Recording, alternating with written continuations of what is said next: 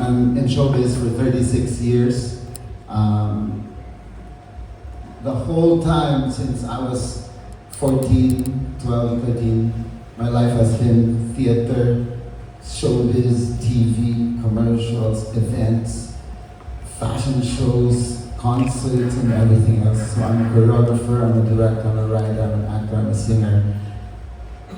I don't know why, it's not my fault, that's all I know, it's art. So since I was young, I did everything, I tried everything.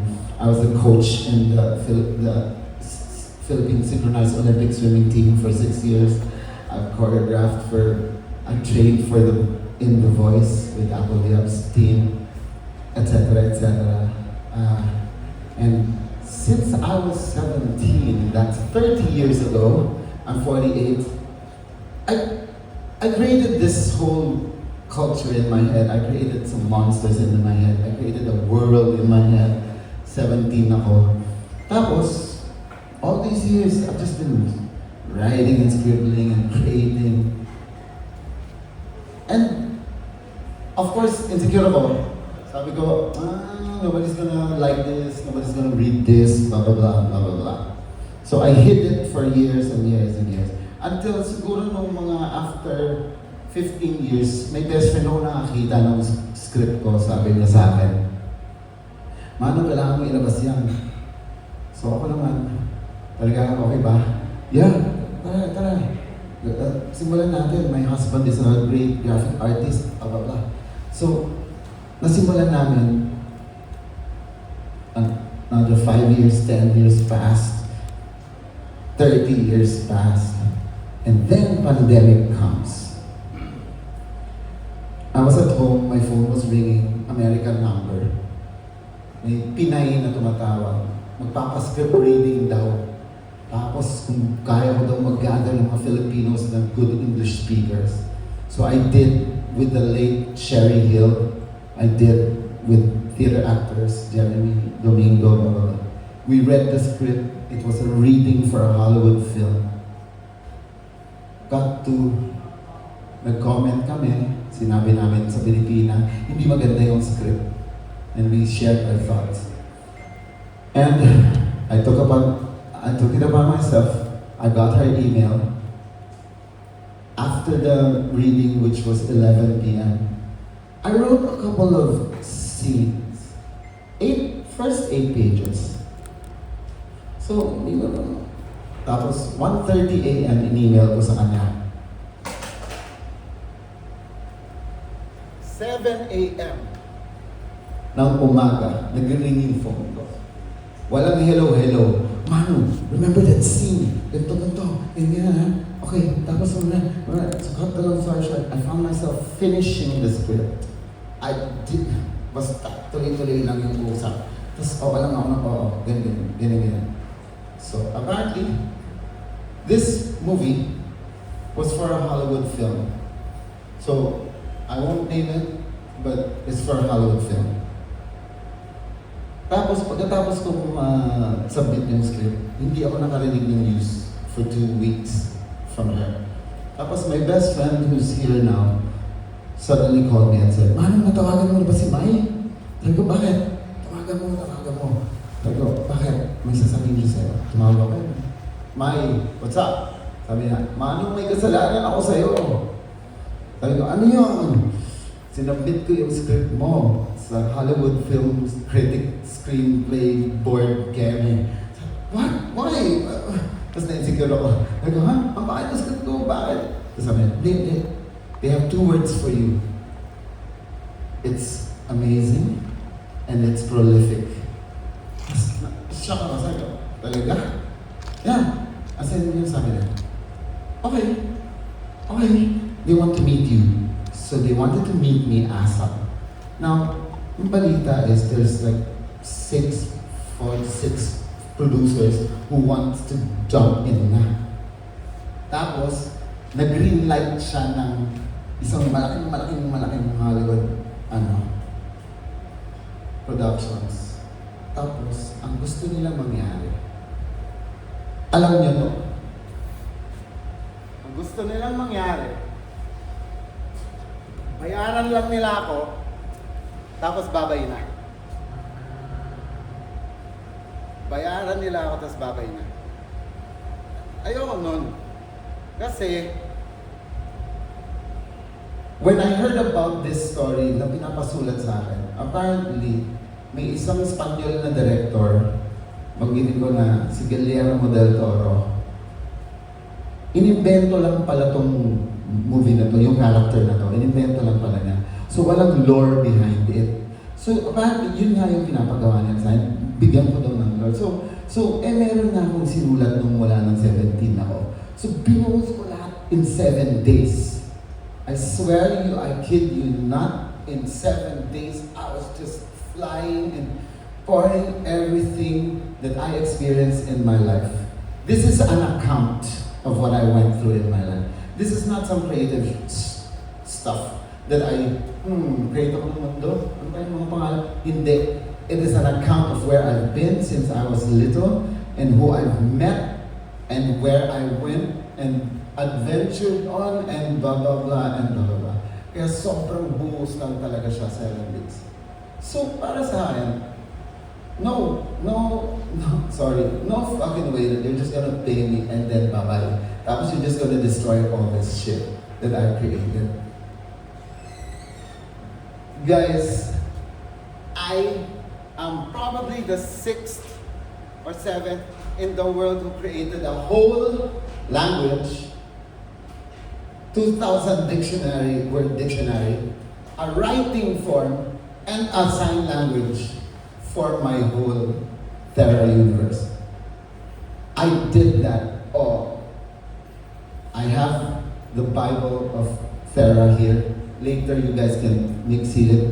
Tapos, ako lang po yun. Ginawa ko lahat po yun. Kultura, race, skin, eye color, hair color, bawat tribo. So there's 7 kingdoms and everything. So, di ako mapayag. May bibigay ko lang ito. Tapos mabayaran lang ako. Tapos 19 million pesos, 23. Ay, kaya mo gastusin yun in 1 week eh. Bili ka lang ng bahay at kotse, tapos na yan. Pero yung pangarap mo, ganun lang. So, I don't want that. Tapos, guys, very interesting.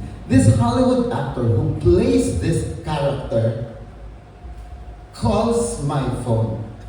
His name is Luke Goss. L-U-K-E-G-O-S-S. Siya kasi yung nag-play ng character na dapat. Tapos, tumawag siya sa akin at sabi na sa akin, Manu, did you say yes? I said, no. And he said, good. Don't say yes. Bring it home. Gawin nyo. Let the Filipinos do it. Because apparently si Luke Goss po, in love po sa mga Pilipino. At gusto niya magtrabaho dito. Actually, he just came here last week. He finished a movie with Alden Richards. So, nag-meet kami face to face. He hugged me, he couldn't believe to meet me, and he couldn't believe that I'm creating all this now and everything, and he's so proud of me, and he'll support me. So, ayun, nandito siya sa atin ngayon. I have the script, and I'm doing it. And then, guess what, friends? So many people said no to me. Some guys in the big industry, and huwag na natin in-name drop, basta sila. Nag-no sa akin si ano, nag-no si ano. Mga wala po yun, nag-no sila lang. Bakit? Hindi yan kaya gawin. Huwag mo na gawin yan, man. Wala mo oo dyan. Yung isa, tinakapon pa yung script. Huwag na. Mahal niyan. Hindi ako nagbibiro, tinapon. Yung script. Yung isa, ginanon lang, tapos sinabi, huwag na. Ang komplikado daw ng English, ganito na tagay. Sabi ko, so guys, alam mo naman, sila ulo ko, so the more na nag-know sila sa akin, the more ako, sige. Basta lumapit na ako sa inyo ha. Pag ito nangyari at sumakot to, huwag kayong lalapit sa akin ulit. Kasi I'm giving a chance to those who will brave it and give me this chance to prove that Filipinos are more fucked up than they all are. Wala na naman talaga tayong pera. Yun na naman. Pero bigyan nyo tayong pera. Load kayo ang Avatar. 70% of the credits there are Filipinos. Everything, every movie with high fantasy, lahat yan, Filipino malupit. Pero bakit tayo, hindi tayo gumagawa ng ganun malupit dito? sa Pilipinas. Kasi walang matapang. Una sa lahat, duwag talagang mag-conceptualize ang Pilipino dahil sa isa lang na bagay. They will always say, walang magpa-fund niyan. Walang oo dyan. Gano'n naman talaga. Gusto nila, kaching-kaching lang. Pero sige, katotohanan ng business yan. Pero, guys, I'm about to prove something to the world and to the Filipinos. And to those who said no to me, I am about to explode with something crazy than you can ever imagine. Later, I will prove to you some visuals also. Ang dami ko ng kakampi, guys. Literal, guys. I found, of course, first question, so sino gagawa niyan, Manu? Ang copycat niya, high fantasy, grabe. Special effects, pucha, mahal niyan. I found them, guys. I found them and they're here tonight. Actually, palakpakan nga natin ang Glitch, guys. They're the company who I accidentally met because I had a meeting with them here in this room here for another project. And then in the middle of everything, August, one of the two guys who own this beautiful castle, said, Mano, ano ginagawa mo? Kwento ka nga. So accidentally, kwento ko ang buhay ko, tapos kinayento ko to. Sabi niya sa akin, let's do it. Sabi ko, di nga. Yan, sabi na, dream namin yan, gusto namin ang project na ganyan. Kasi gusto namin mag-flex ng kakayahan namin. Sabi ko, bakit? Ano ba kaya, no? Ayun, nagpakita sila ng trailer ng kanilang work. Tumambling ako. Sabi ko, kayo gumawa na? As in, eto, to. Tapos, yan din. Oo. Tapos tumatawa na sila. Oo, kami yan. As in, kayo gumawa na. Oo. So, tara gawin natin yung project ko. Sabi niya, tara. So guys, imagine how I feel. 30 years of people saying no.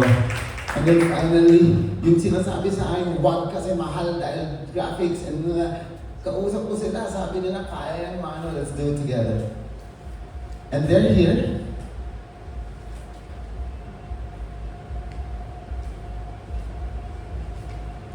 Hindi, pag ako ikaw, feeling mo talaga imposible. Kasi nga, grabe yung utak ko. Lagpas-lagpasan yung gusto ko mangyari. Ang tanging, sabi ko lang sa Glitch is, sabi nila, Mano, anong klaseng grabe to? Sabi ko, ano lang, nagpasan lang natin ng konti ang Avatar, Game of Thrones-ish, Lord of the Rings. So, tingin sila doon. Grabe yan, Mano Sabi ko, pero kaya na, di ba? Oo, kaya. Kaya yan. Guys, sa tingin nyo, kaya ba? Press, my friends? Kaya ba ng Pilipino to? Kaya ba ng Pilipino tong putang inang movie na to? Kasi putang inang ipapatunayan ako eh. Hindi ako nagbibiro. I know you don't, probably half of you don't know who the fuck I am, but I don't give a fuck because you will know who I am after tonight. There are some present people here who I love and we love today. Someone's to be here with Alvin and I love you. And tingnan nyo naman. Okay. So, papakilala ko kayo. Kasi gusto ko itong, pakilala sa inyo lahat. So, papakilala ko sa inyo ng mga taong sumusuporta sa akin at gagawin to para makita nyo na, pwede, posible to, sound, visuals, posible to. Ladies and gentlemen, pwede natin bang palakpakan ang Glitch, Mr. Ram and August. Okay, pero before they come here, can we watch and look at can we turn off the lights for a while? Itong maliwanag. Kaya ba? Yan. Thank you. Go ahead, Glitch.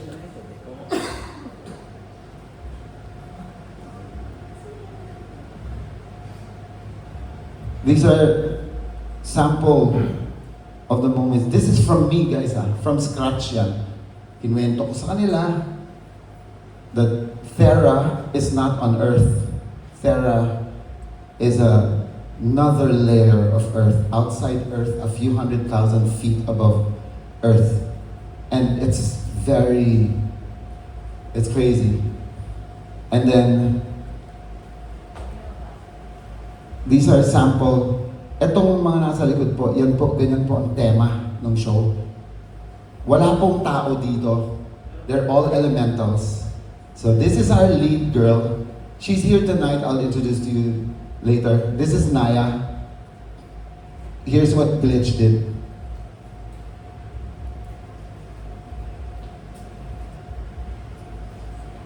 We shot that here in this green screen room.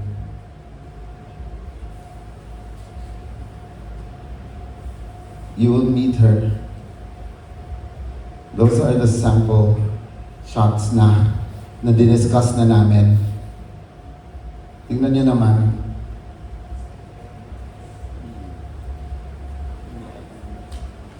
Pero guys, kulang to because sample.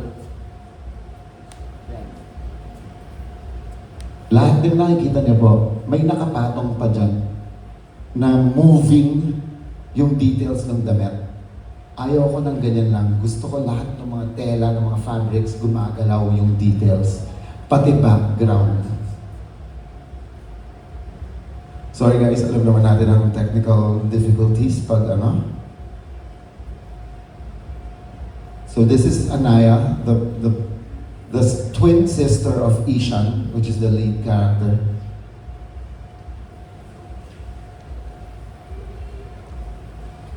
This is Ishan. This was shot here.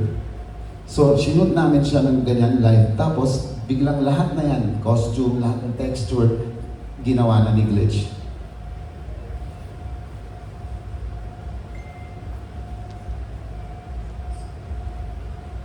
Actually, ito, wala to guys ha. Yung mga poste na yan, hindi ganyan. Kasi sa Elementals, wala namang mga poste. So, pero ano lang to, the character ang ginaan natin, tsaka yung cinematography. Character study po ito.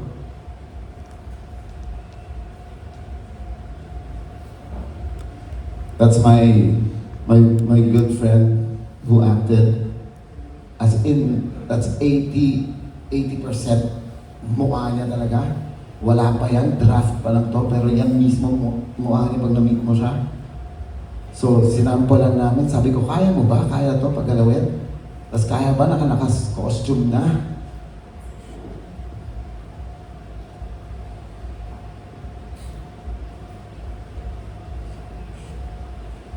Grabe.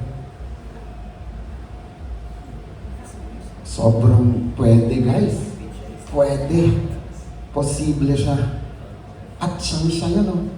Kasi di ba pag nanonood tayo AI, biglang, ay, AI na AI, parang, pero ito, if you know the character, if you know the actor, as in, so later, we can go to the laptop na lang later, tapos silipin niyo na lang yung pinaka-smooth version. Pasensya na kayo. Technology glitches. And then, so, nai-imagine nyo na, no? Paano na lang kung buong eksena to?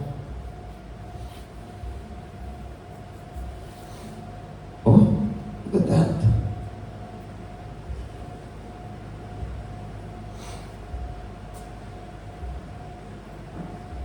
Now, everything. This is Salunar. Sorry, may typo error lang.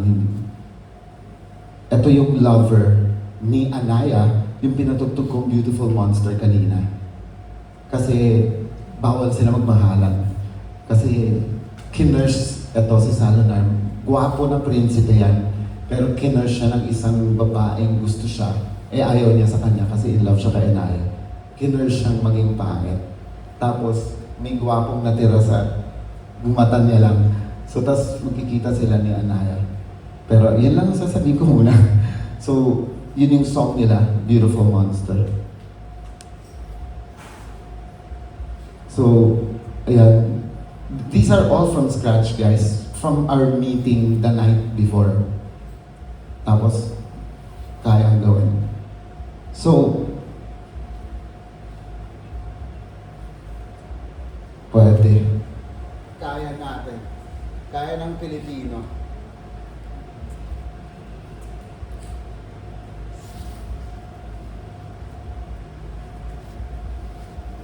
Lights, please. Guys, I want you to meet the guys who did this. Lem and August, palakpakan natin. From Beach. Come. Lem, August. Kasi pagyayabang ko yung dalawa kasi kayo yung weapon ko eh.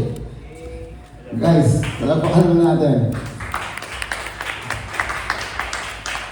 This is Glitch, guys. So sila ang babanat sa pangarap kong crazy na sinabihan akong huwag mong gawin kasi hindi yan kaya dito sa Pilipinas. Nakakatakot daw.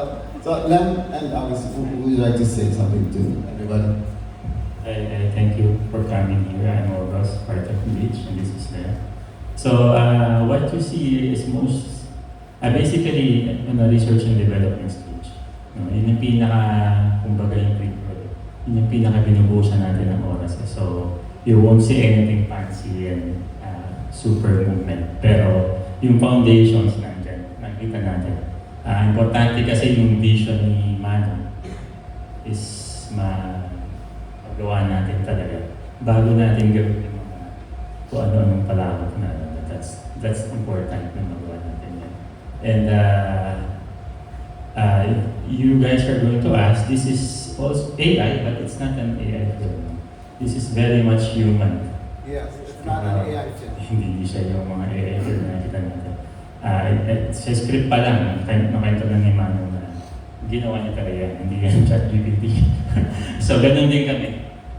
We don't want it na galing ng lahat sa AI. So, we will produce this, we will shoot this. AI is just a tool, just part of the production that will speed up the process, make it efficient. Pero with our years in producing commercials and film, gagamitin natin lahat dyan to make sure na ma-achieve natin yung vision ni Mano. Of course, with the help of AI, kasi nga, it makes everything faster and cheaper.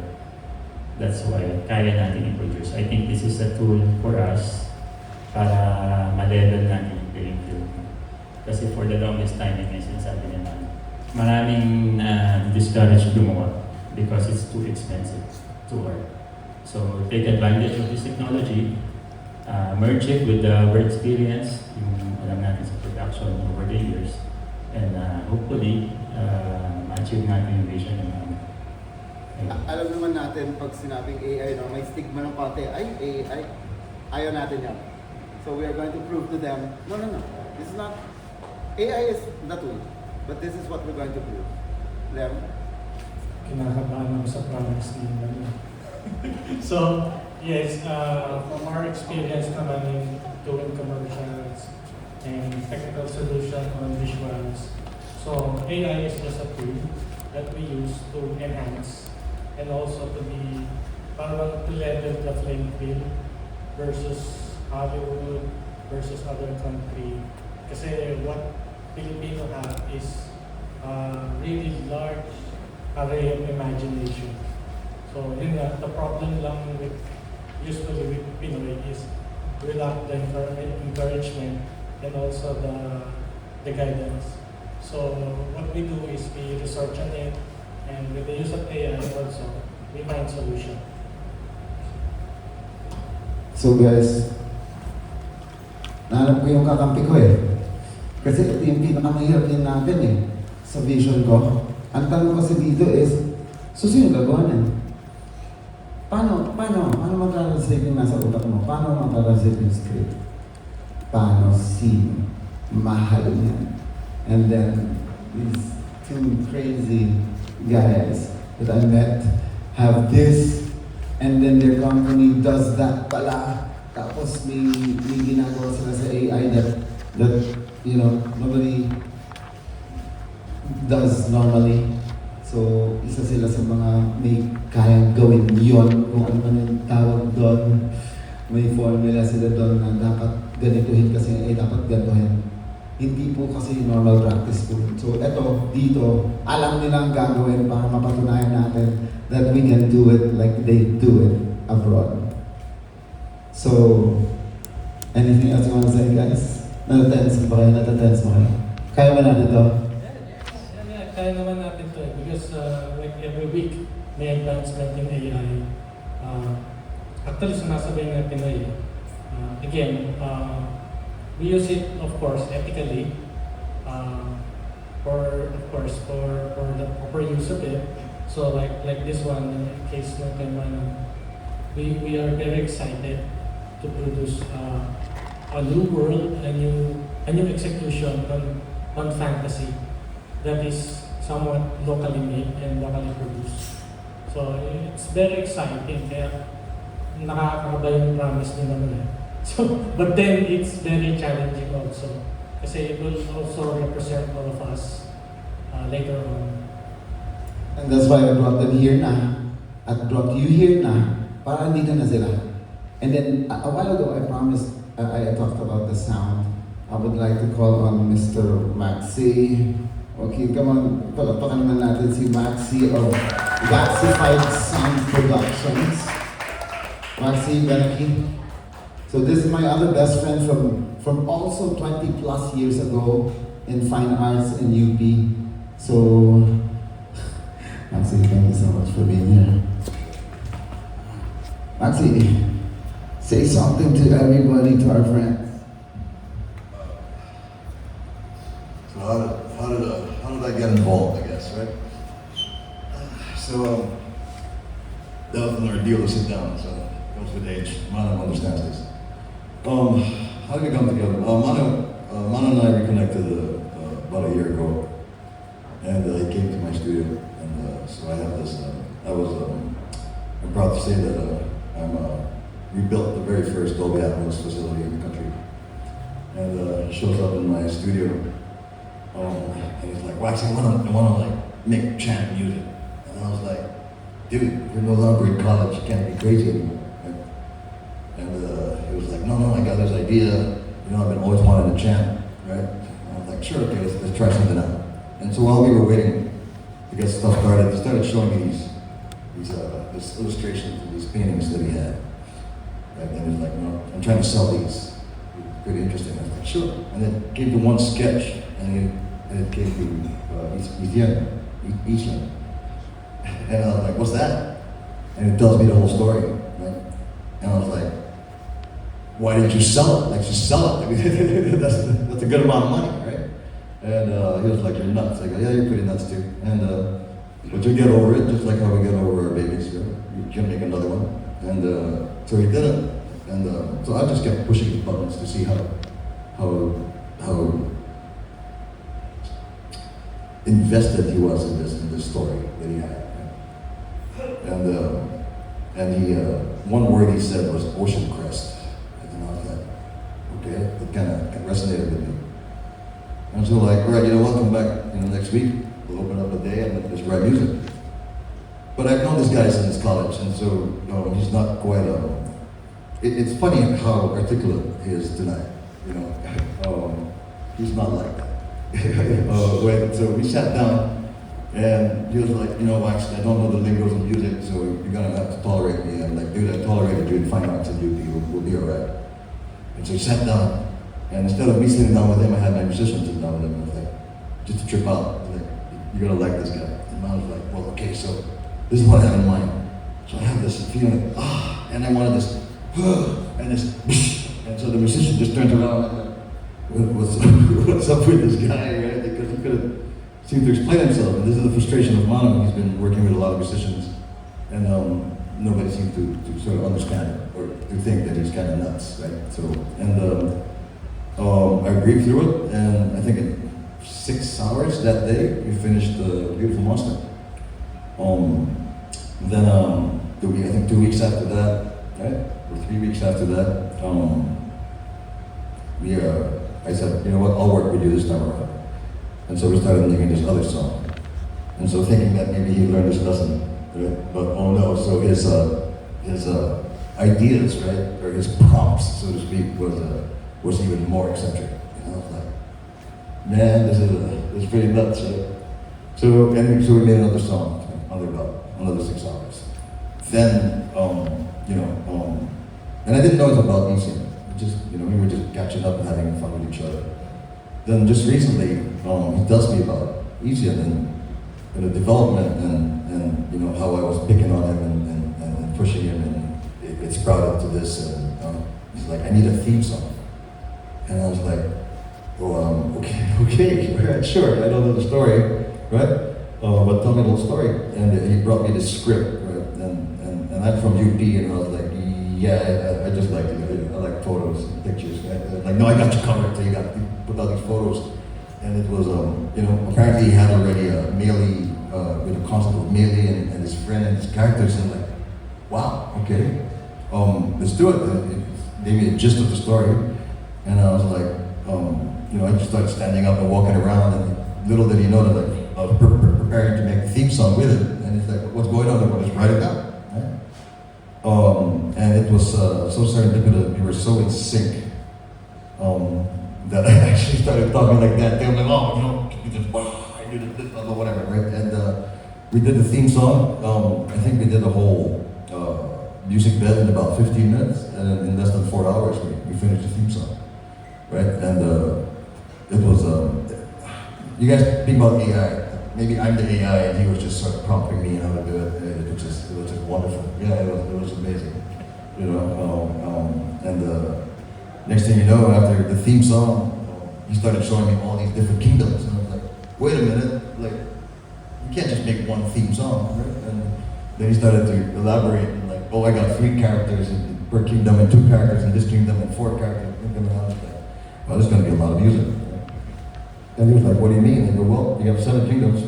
Well, so if you have the main theme, right, you're gonna have to attach that main theme to one kingdom, and then so on and so forth, the second kingdom, third kingdom, and then conflict between these kingdoms, or retaliation between these kingdoms, or harmony between these kingdoms, or what have you, right? And then, so we were there, and I got excited, and I was like, now it's gonna be a lot of work. And I'm like, but wait, there are 2 characters in this kingdom, and 4 characters in that kingdom, and then this type of relationship, I'm like, well, all right, so, you know, in a span of like, I don't know, 8-9 hours, I'm like, I had 80 pieces in my mind already, and I'm like, okay, let's do this. And I'm down, but I told him, like, Mano, I'll get involved. Because, just like you said, it's about time we level the playing field. And, you know, I have this playground of Dolby Atmos, and it's like, I will do it, provided we do it all in Dolby Atmos, right? And it was like, that was it. And the next thing you know, I was mixing the music in Dolby Atmos, and you know, he was emotional. And he finished the tissue paper in my studio. You know, it's quite limited, the budget I have on tissue paper, and he finished it up. Kasi guys, I'm not musically, I don't know the technicals. So I told Waxy and the team, Wax, di ako marunong mag-ano ha, magsabi ng mga ano-ano, basta i-ano ko yung emosyon sa'yo ha. Basta, das gato, tas maano, ganun ako, tas tawasan ng tao, tas ayun, pero naiintindihan naman nila ako. At nagawa tong music kanina, at saka yung Beautiful Monster. So I'm so happy because it's so hard to get, and the thrust of Waxy in Waxified Sound Production is to level up the musicality and quality of the Filipinos in the world. Yung gawa naman tayo ng sobrang high quality na sound and music. As in yung mastery and everything. So Waxy has a state-of-the-art studio in the whole country. Please visit Waxified Sound Productions in Capitolio. I'll tell you later on. Andun din he produces for Baby, SB19, Apple the App is working with him, and everything else. So that's what I want, yung level na ganito. Umuo si Waxy. So guys, masaya tayo sa ganun, di ba? Dolby level, Dolby Atmos level. Palakpakan naman natin si Waxy. And then kasama ng sound, boom! Glitch is here to prove the visual feast naman. Palakpakan naman natin si Glitch there. Yes, I will not do this without you, okay? Hindi ko kaya to. Waxy, salamat for being here. Thank you guys, thank you. Palakpakan naman natin. Tapos later, gabihin naman if you have questions. Thank you guys. I want to introduce you guys to 2 of my main girls in the the story. So my lead character, Anaya, is here. And my lead villain woman is here. So her name is Anaya in the story, and the other one is Minuk Asain. So I want to introduce you guys to Anaya first. Anaya, let's go. Come on here. Come on down. This is Maylee Holmes. Palakpakan man natin si Maylee. Thank you for being here. This is my Anaya. So Maylee, say something about why are you here? Why are you here with me? Long story, by the way. Shorter. Oh, sorry. We actually met in Waxified Sound Production because I was working there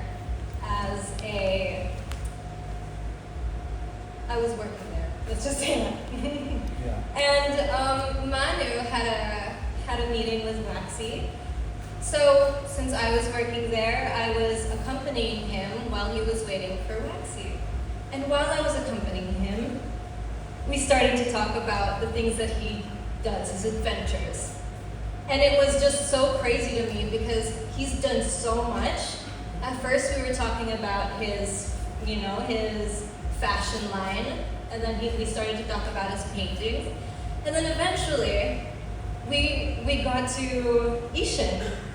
And then he was telling me this story, and I was like, wow, that's insane. Like, this has never been done before, and it's actually really exciting. I was like, kind of excited to watch it.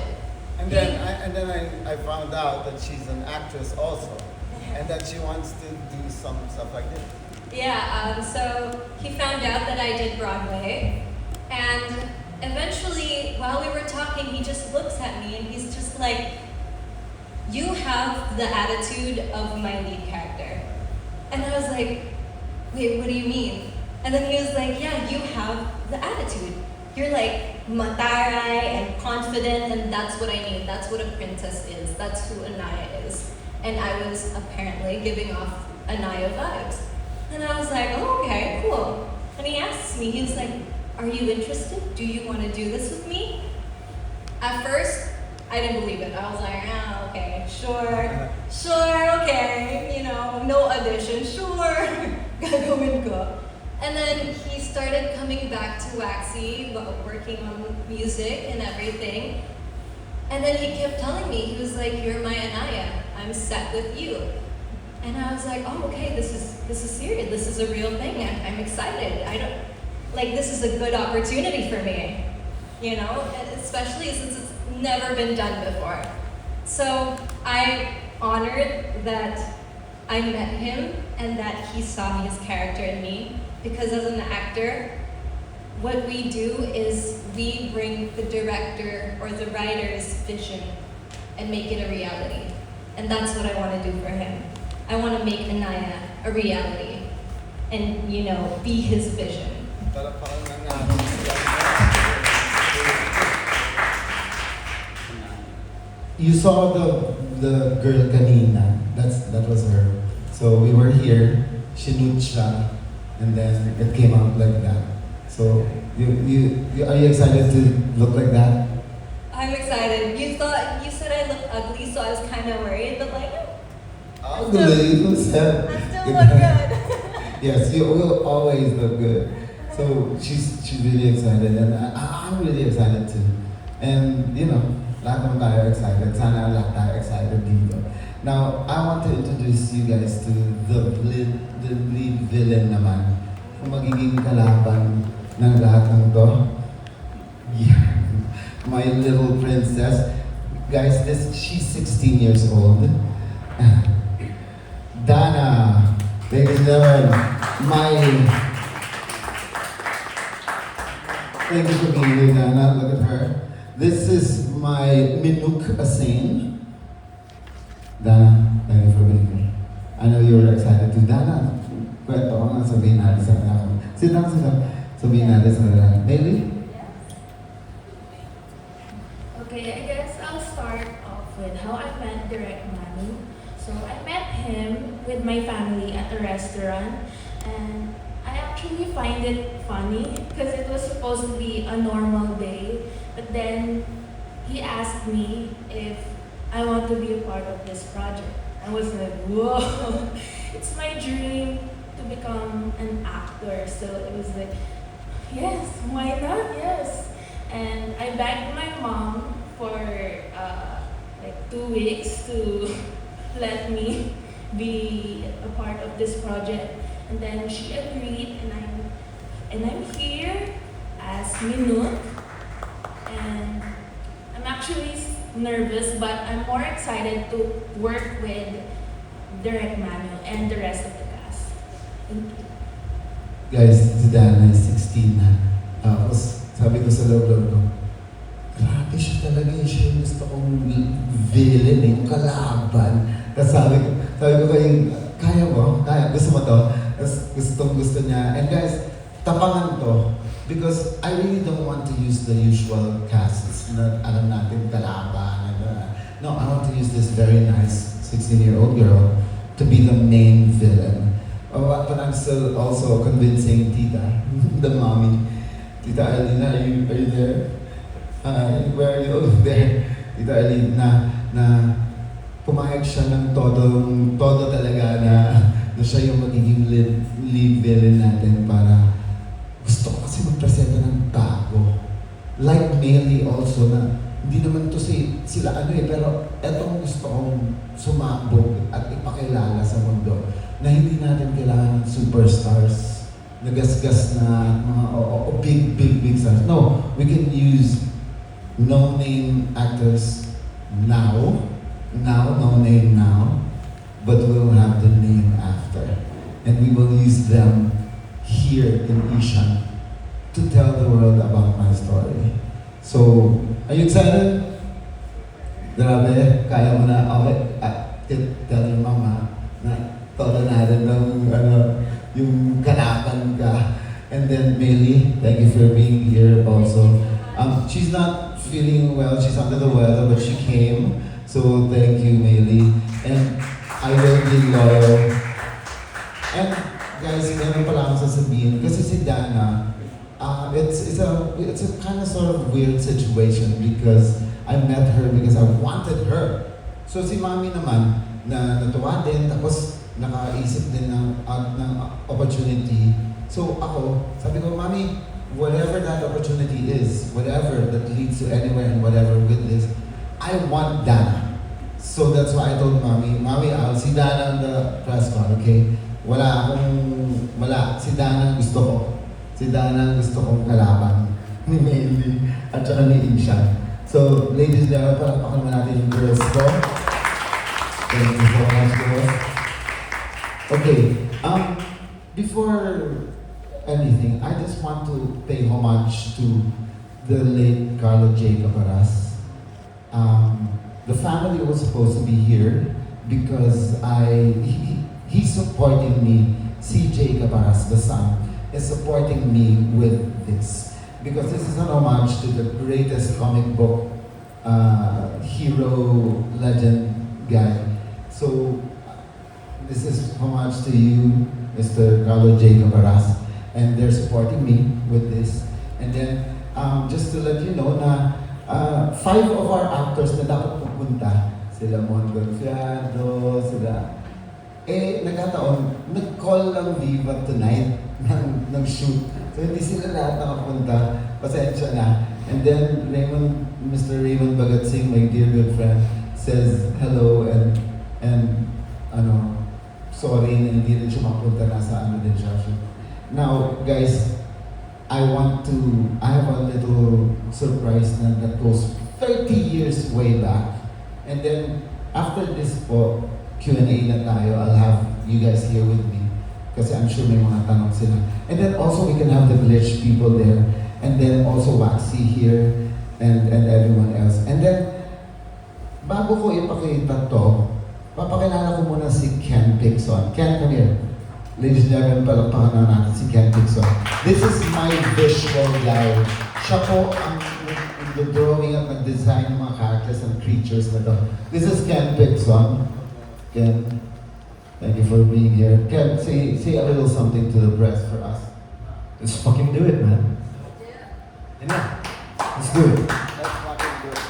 So, can we have lights over here on this side, please? There you go. So guys, ito yung mapa ng Thera. So, hindi ko na muna nilagyan ng labels yan kasi basta the visual lang. That's the crescent realm. So this is Ishan of the crescent realm. So that's the land, that's the whole Thera. This is the flag of the lead kingdom where Anaya belongs. And then this is also a flag of the neighboring kingdom sa kanan, ang Nuwara Kali tribe. This here is the 3D print, isa sa mga merch natin at mga toys ng lahat-lahat. Makikita niyo dito mamaya pag tumayo na kayo. This is Bala. This is the best friend of Ishan, the twin brother of Anaya. And then, remember I told you, 30 years ago, so na kayo, naiikot kayo. So, Ken, tulungan mo. So, I will reveal to you the pinaka-nag-umpisa na artwork when I was 17. This is my very first pen and ink work ever. And then, nasa fine arts ako nun. And then, nagkaroon ng exhibit sa Glorieta 4. So, this was exhibited in Glorieta 4. Little story lang. Tapos, after namin mag-set up, umalis na ako, uwi na ako ng bigutan. Nasa bus ako, tinawagan ako, Mano, balik ka dito, may naghahanap sa'yo. Ay, sino ba yan? Balik ka dito. So, pagbalik ko doon sa Glorieta, nakatayo yung isang mama, Pilipino. Hindi ko alam kung sino siya. Tapos sabi niya sa akin, I've been looking for you for 10 years. I want to bring you to with me. And I was like, where? So apparently, hindi ko siya kilala. Sabi ng lalaki sa tabi ko, hindi mo makilala yan. So ako naman, sir, kaya lang, I'm still studying. I can't leave. My mom's gonna get mad, blah, blah, blah. So sabi niya, kamo siya ulo. Alis siya ng konti. Pasyal siya. Tapos balik siya ulit. Sabi niya, can I buy this? Name it. Magkano yan? How much is this? Sabi ko, sir, sorry. This is my very first pen and ink. I cannot sell it. So, inis siya. Tapos third try, balik siya. Nagpabili siya ng marker, gold marker sa National Bookstore sa assistant niya. Tapos pagbalik, sabi niya sa akin, Mami, can I sign this? Sabi ko, sign this? No one has ever done that. But, no. Sa likod, at the back. Can I sign it at the back? Sabi ko, oh, okay. So, nilalikod ko siya. Nag-gold signature siya. Ito ko yung signature. Tapos yung lalaki sa tabi ko, ginaganon ako sa... Tapos sabi ko, oh, okay, thanks sir. Tapos nagbabay na siya. Tapos sabi niya sa akin, I'll see you in a few years. We will meet again. Tapos umalis na siya. As in, umalis na siya ng bansa. Tapos, months ago, I was having lunch with my Australian special effects friend from Hollywood. Sabi niya sa akin, Manu, remember you have a friend that you saw 30 years ago? I go, yeah, why? Tapos kinuha niya phone niya, tapos ginanon siya. Tapos ginanon niya sa akin, tapos nakita ko that the guy is coming to the Philippines 2 days on that day that we were having lunch. So in 2 days, dadating siya. So sabi ko, wow, I've been wanting to meet him. So, pumunta ako, to the long story short, I brought this artwork and I did not say anything and I put it in front of him. Tapos gumanon siya. Tumayo siya, hinag niya ako. Tapos nagpalakpakan yung mga tao kasi it was a signing for his works. So lahat ng tao pumalakpak, tapos kinumutan ako kasi they knew my story why I was there. Because 30 years ago, I want to meet him again to tell him I'm still here and look at the artwork I have it. His name po is Wills Portacio. So Wills Portacio is a world legend. Not Filipino legend, world legend po siya. Siya po yung sa X-Men, siya po ang nag-create kay Bishop, kay Punisher, kay Iron Man, blah blah blah blah blah. So I want to reveal to you guys the original so you can see it face to face. Tapos kung gusto nyo, itatalikod ko rin siya para makita niyo yung signature niya. So Wills Portacio is a Filipino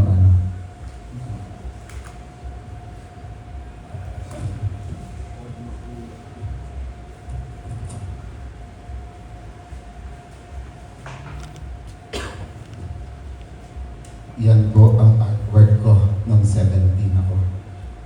My very first tenant ink. And this po, I lost this 4 times.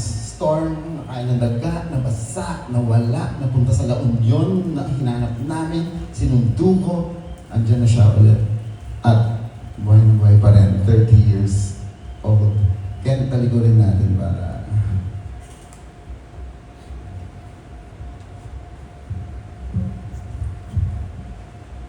this is the signature of Wills Portacio.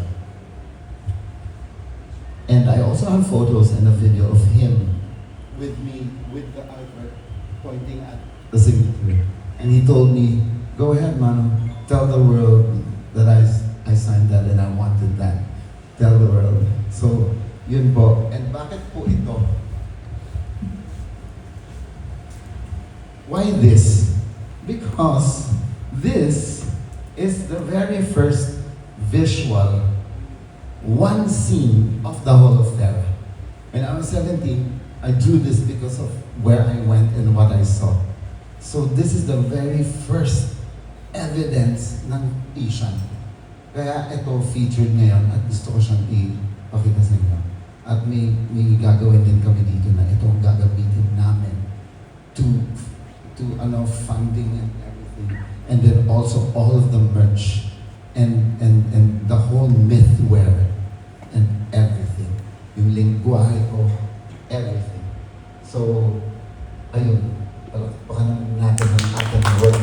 Thank you again.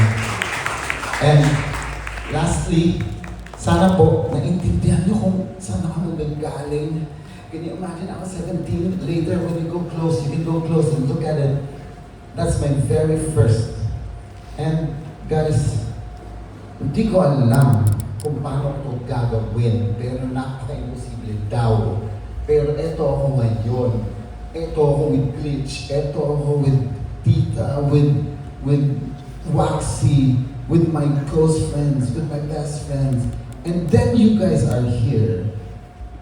May nagsabi sa akin kanina, wow, grabe yung press mo ha. Ang lulubit ng mga yan. So, siyempre ako nag-flex ako, siyempre.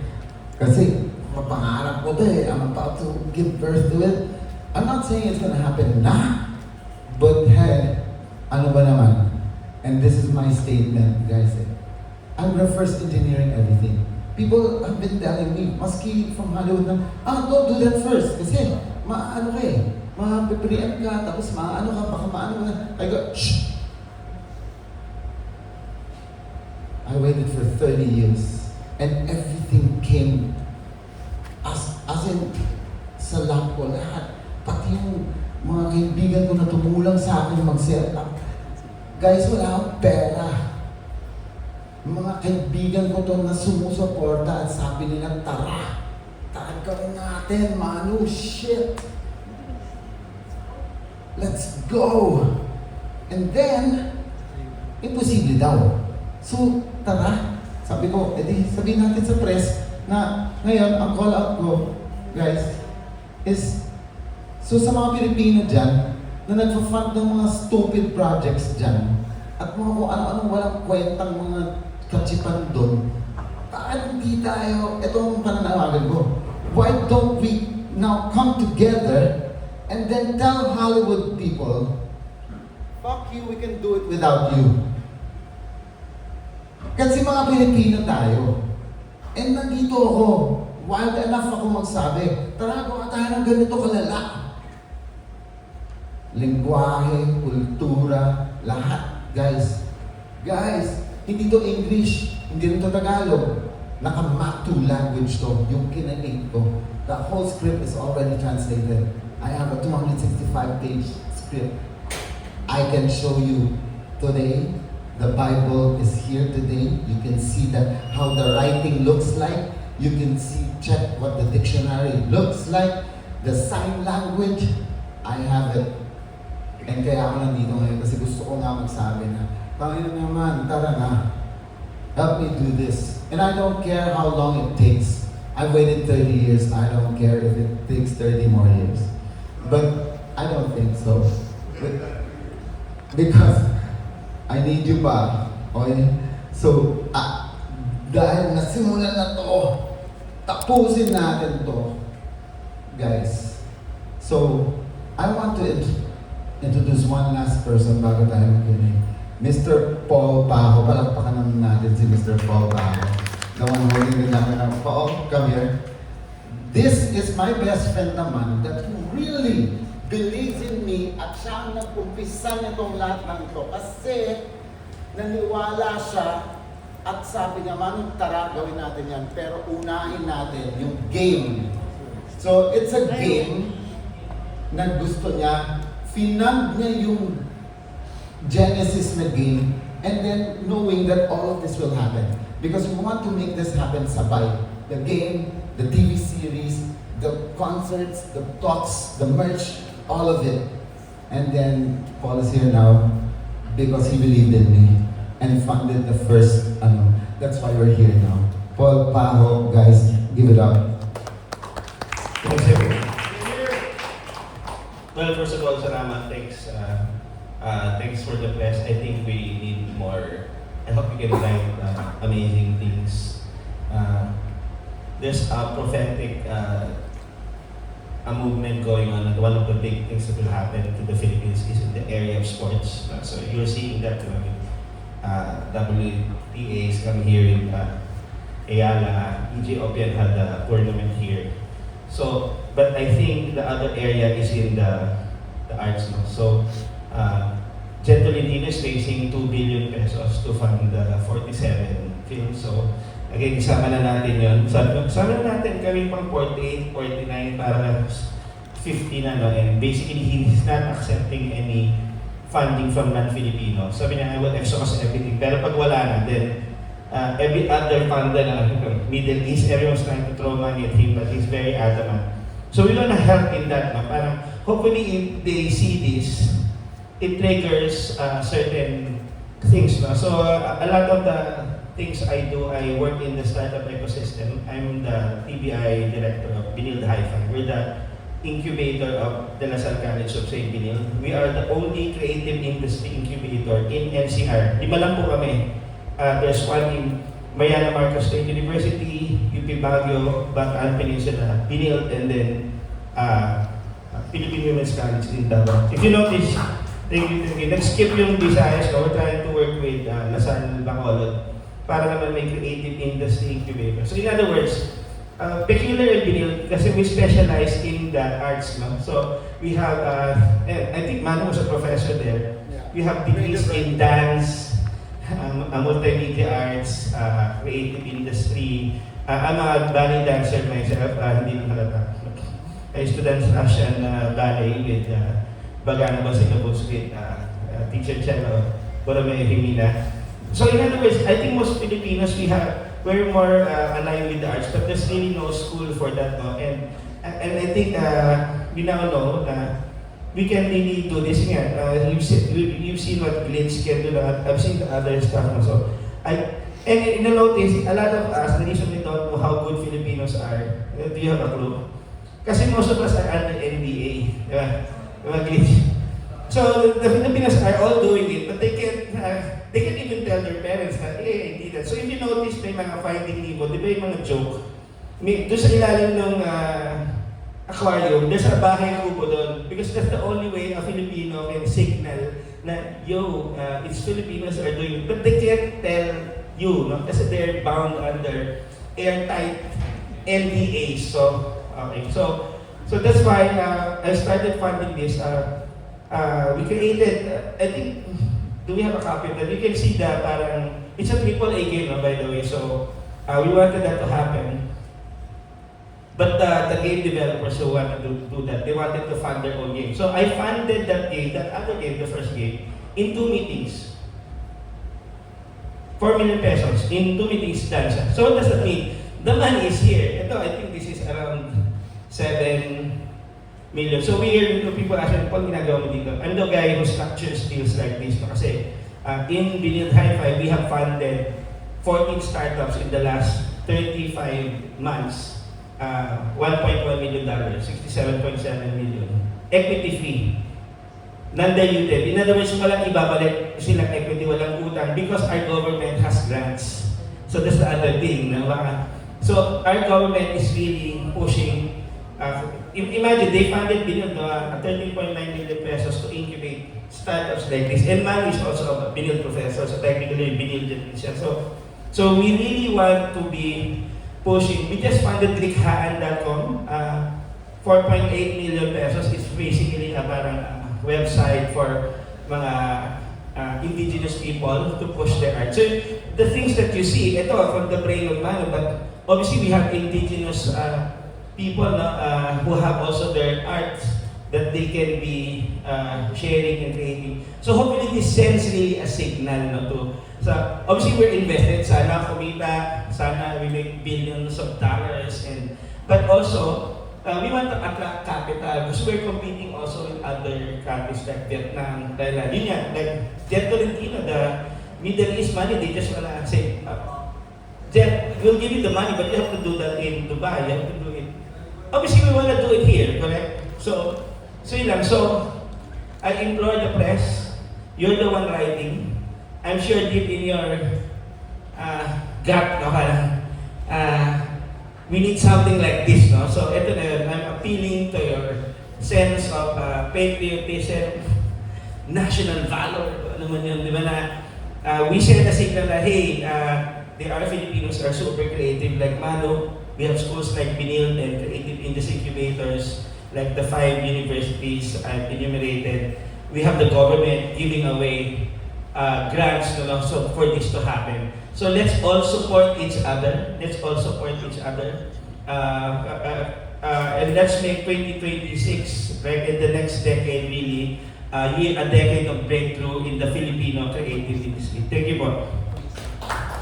Thank you, Paul Pao, Mr. Paul Pao, guys.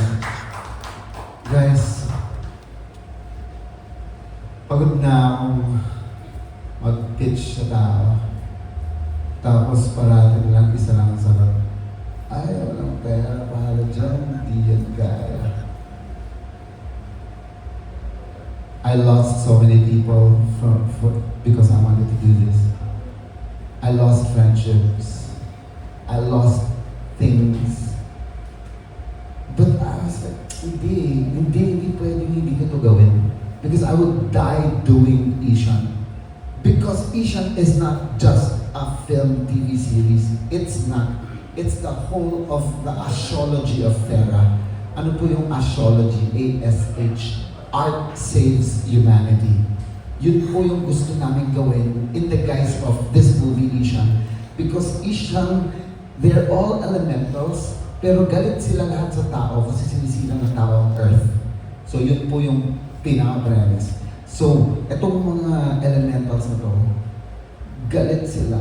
Kasi ang formula ko is, because when I was a child, I went to Thera. And in Thera, what you do on Earth happens in Thera. So pag nagkalat sa Earth, may kalat sa Thera. So yung mga billboards, yung mga malalaking trucks, yung mga tambak sa ganito, yung mga net sa dagat, pumupunta sa Parajan Sea ng Thera. So nalaleche din sila lahat doon. So yun yung pinaka-structure ng story ko. And then walang tao po doon, lahat sila elemental. May nag-iisang tao pero i-reveal natin yan in a very beautiful way. And that woman also will be played by my aunt. Hopefully, pwede schedule niya. My aunt po, I'm related to Marita Zubel. So she's going to play the 80-year-old only human in Thera. So magsisimula po yung story. 80 years old na si Alice. A-L-Y-S. Tapos si Tita Marita yun ang gusto ko. Tapos magkikwento na siya ng past. Paano siya napunta sa Thera. Tapos sila na ang magiging magdadrama sa lahat ng issue and everything else. Why am I using them? Why am I using humanoids? Humanoids po ang tawag pag tao yung shape pero hindi sila tao. Why? Because I want the rest of humanity to relate to the story. Kasi kung gamit tayo ng usok dyan, hindi ka makaka-relate. Pero kung tao ay tsura, tapos may character, may love story, may politics, may tragedy, game, kakasa tayo lahat. So guys, I'm going to open now the floor to all of your questions.